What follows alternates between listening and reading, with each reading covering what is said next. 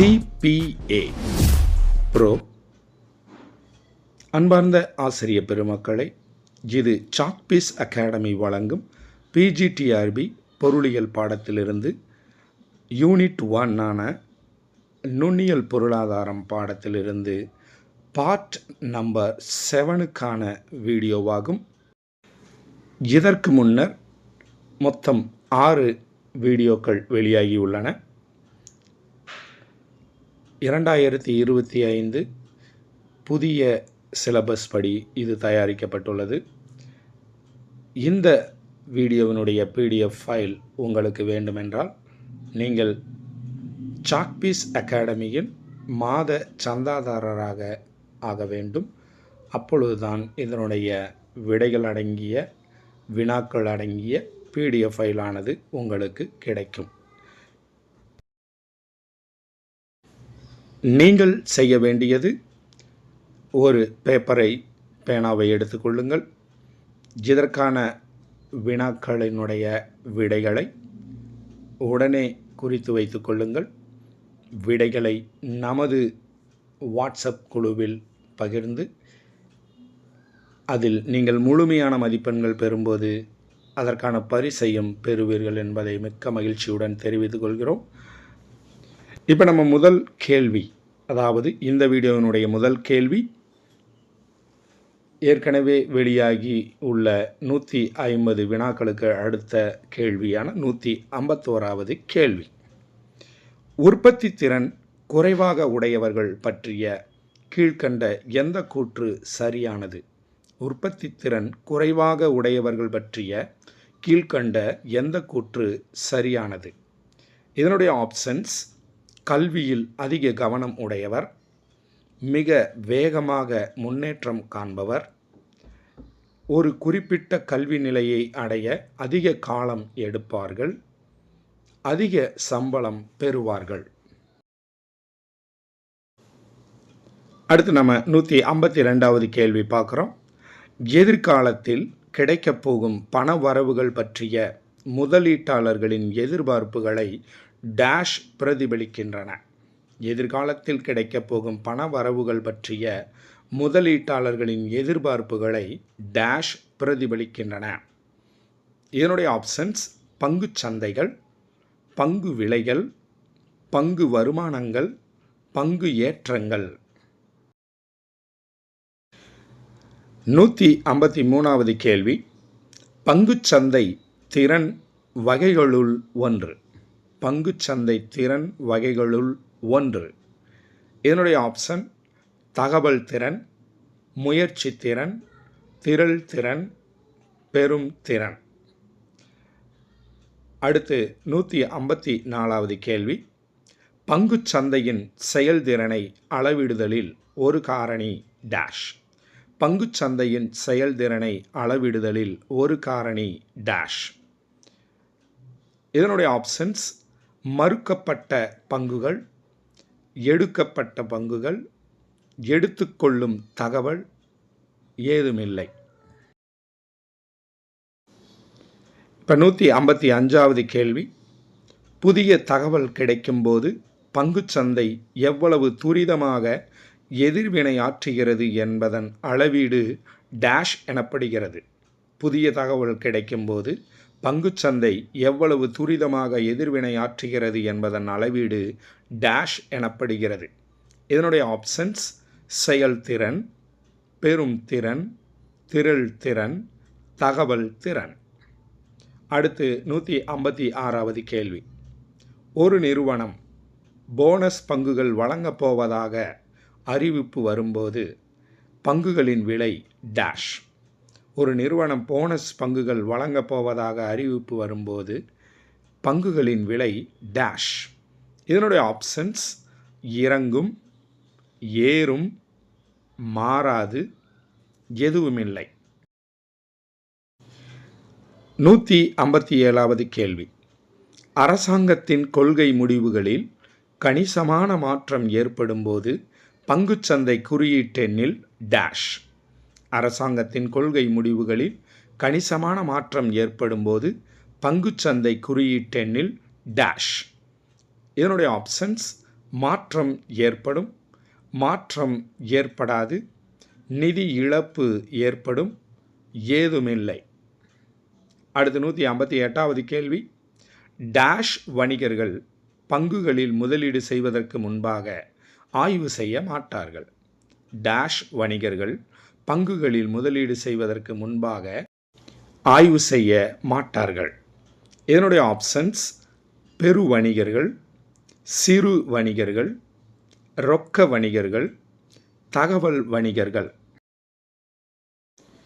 அடுத்து நாம் 159வது கேள்வியை பார்க்குறோம்.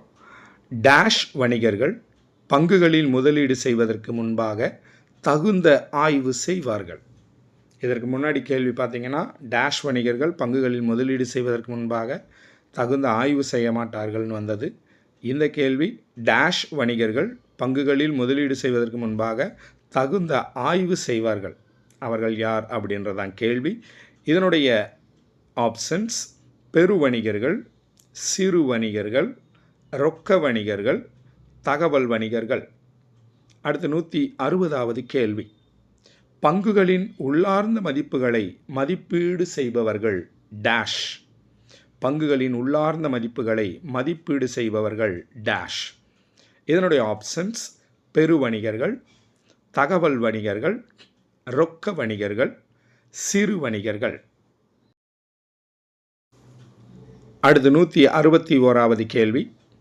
ஒரு அலகு பங்கிலிருந்து கிட்டும் வருமானம் வெளியிடப்பட்டிருக்கும் போது அதனை அங்காடி பிரதிபலிக்கும் ஆற்றலை பெற்றுள்ளதா என்பது பற்றி ஆராய்ந்தவர். ஓர் அலகு பங்கிலிருந்து கிட்டும் வருமானம் வெளியிடப்பட்டிருக்கும் போது அதனை அங்காடி பிரதிபலிக்கும் ஆற்றலை பெற்றுள்ளதா என்பது பற்றி ஆராய்ந்தவர். இதனுடைய ஆப்ஷன்ஸ் ஹிக்ஸ், ஸ்கோல்ஸ், பிரவுன், அனைவரும். அடுத்து 162வது கேள்வி. பொது வெளியிலுள்ள தகவல்கள் அனைத்தையும் பங்கு விலைகள் பிரதிபலிக்கின்றன என்பது டேஷுடைய கருதுகோள் ஆகும். பொது வெளியில் உள்ள தகவல்கள் அனைத்தும் பங்கு விலைகள் பிரதிபலிக்கின்றன என்பது டேஷுடைய கருதுகோள் ஆகும். இதனுடைய ஆப்ஷன்ஸ் பாதி வலுவுடைய அமைப்பு, வலுவுடைய அமைப்பு, வலுவற்ற அமைப்பு, எதுவுமில்லை. 163வது கேள்வி. மிக அதிக வருமானம் பெறக்கூடிய வாய்ப்புகள் இருப்பதாக தோன்றினால் அவ்வாய்ப்புகளை அங்காடியே உள்வாங்கிக் கொள்ள வைப்பவர்கள் டேஷ். மிக அதிகமான வருமானம் பெறக்கூடிய வாய்ப்புகள் இருப்பதாக தோன்றினால் அவ்வாய்ப்புகளை அங்காடியே உள்வாங்கிக் கொள்ள வைப்பவர்கள் டேஷ். இதனுடைய ஆப்ஷன்ஸ் முதலீட்டாளர்கள், ஒழுங்கற்ற முதலீட்டாளர்கள், பாதுகாப்பற்ற முதலீட்டாளர்கள், பாதுகாப்பான முதலீட்டாளர்கள். அடுத்து 164வது கேள்வி. பங்கு விலை மாற்றங்கள் ஒழுங்கற்றவை என்ற வகையில் ஒரு கட்டுரை வெளியிட்டவர் டேஷ். பங்கு விலை மாற்றங்கள் ஒழுங்கற்றவை என்ற வகையில் ஒரு கட்டுரை வெளியிட்டவர் டேஷ். இதனுடைய ஆப்ஷன்ஸ் ஸ்கோல்ஸ், பிரவுன், ஹிக்ஸ், பேசேவியர். 165வது கேள்வி. ஒழுங்கற்ற நடை கோட்பாடு டேஷ் என்பவரால் வெளியிடப்பட்டது. ஒழுங்கற்ற நடை கோட்பாடு டேஷ் என்பவரால் வெளியிடப்பட்டது. இதனுடைய ஆப்ஷன்ஸ் பேசேவியர், பிரவுன், ஹிக்ஸ், ஸ்கோல்ஸ். அடுத்து 166வது கேள்வி. பங்கு விலை தொடர்கள் சுற்றித்திருந்த தன்மையுடையவை என்று எழுதியவர் டேஷ். பங்கு விலை தொடர்கள் சுற்றித் திரிந்த தன்மையுடையவை என்று எழுதியவர் டேஷ். இதனுடைய ஆப்ஷன்ஸ் பேசேவியர், கென்டால், பிரவுன், ஸ்கோல்ஸ். அடுத்து 167வது கேள்வி. பேசேவியர் டேஷ் நாட்டைச் சேர்ந்தவர். பேசேவியர் டேஷ் நாட்டைச் சேர்ந்தவர். இதனுடைய options Scotland, French, America, Germany. அடுத்து 168வது கேள்வி. திறமையான அங்காடிகள் கிடைக்கக்கூடிய தகவல்களை எல்லாம் பிரதிபலிக்கக்கூடியவையாக இருக்கும் என்று டேஷ் கூறினார். திறமையான அங்காடிகள் கிடைக்கக்கூடிய தகவல்களை எல்லாம் பிரதிபலிக்கக்கூடியவையாக இருக்கும் என்று டேஷ் கூறினார். இதனுடைய options பேசேவியர், Kendall, Eugene Bama, Scholz. அடுத்து 169வது கேள்வி. நிறுவன அளவிற்கும் பங்கு வருவாய்க்கும் நெருங்கிய தொடர்பு உள்ளதென கூறியவர் டேஷ். நிறுவன அளவிற்கும் பங்கு வருவாய்க்கும் நெருங்கிய தொடர்பு உள்ளதென கூறியவர் டேஷ். இதனுடைய ஆப்ஷன்ஸ் பேசேவியர், கென்டால், யூஜின் பாமா, பான்ஸ். அடுத்து 170வது கேள்வி. எஸ் அண்ட் பி குறியீட்டெண்கள் வாரத்தின் ஒவ்வொரு நாளுக்கும் கணக்கிட்டு தரும் வருமானத்தை டேஷ் ஆராய்ந்தார். எஸ் அண்ட் பி குறியீட்டெண்கள் வாரத்தின் ஒவ்வொரு நாளுக்கும் கணக்கிட்டு தரும் வருமானத்தை டேஷ் ஆராய்ந்தார். இதனுடைய ஆப்ஷன்ஸ் ஃப்ரெஞ்ச், ஸ்கோல்ஸ், பாமா, பான்ஸ். இப்போ 171வது கேள்வி. திறன் அங்காடி கருதுகோளின் முரண்பாட்டால் உருவான கருத்து படிமம் டேஷ். திறன் அங்காடி கருதுகோளின் முரண்பாட்டால் உருவான கருத்து படிமம் டேஷ். இதனுடைய ஆப்ஷன்ஸ் நடந்து கொள்ளும் நிதி, நடந்து கொள்ளும் முறை நிதி, நடந்து கொள்ளும் நிதி முறை, நடந்து கொள்ளும் முறை. அடுத்து 172வது கேள்வி. வார இறுதி விளைவு பற்றி கூறியவர் டேஷ். வார இறுதி விளைவு பற்றி கூறியவர் டேஷ். இதனுடைய ஆப்ஷன்ஸ் ஃப்ரெஞ்ச், ஸ்கோல்ஸ், பாமா, பான்ஸ். இப்போ நம்ம 173வது கேள்வி பார்க்குறோம். வலுவற்ற திறன் அங்காடி கருதுகோள் பிரிவின் அடிப்படையாக அமைந்துள்ளது டேஷ். வலுவற்ற திறன் அங்காடி கருதுகோள் பிரிவின் அடிப்படையாக அமைந்துள்ளது டேஷ். இதனுடைய ஆப்ஷன்ஸ் கடந்த கால நட்டங்கள் பற்றிய தகவல், கடந்த கால லாபங்கள் பற்றிய தகவல், கடந்த கால பங்குச்சரிவு பற்றிய தகவல், கடந்த கால பங்கு விலைகள் பற்றிய தகவல். இப்போ நம்ம 174வது கேள்வி பார்க்குறோம். வலுவற்ற திறன் அங்காடியில் குறுகிய காலத்தில் வணிகத்தில் ஈடுபடும் வணிகர்கள் டேஷ் வருமானத்தை ஈட்டுவர். வலுவற்ற திறன் அங்காடியில் குறுகிய காலத்தில் வணிகத்தில் ஈடுபடும் வணிகர்கள் டேஷ் வருமானத்தை ஈட்டுவர்.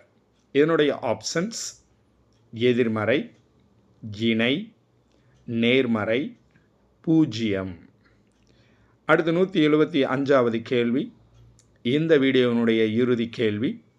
கடந்த கால விலைகளை அடிப்படையாக கொண்டு கட்டமைக்கப்பட்ட தொழில்நுட்ப ரீதியான வணிக முறைகளை வருமானம் ஈட்டும் பொருட்டு முதலீட்டாளர்கள் பயன்படுத்தும் விதி டேஷ்.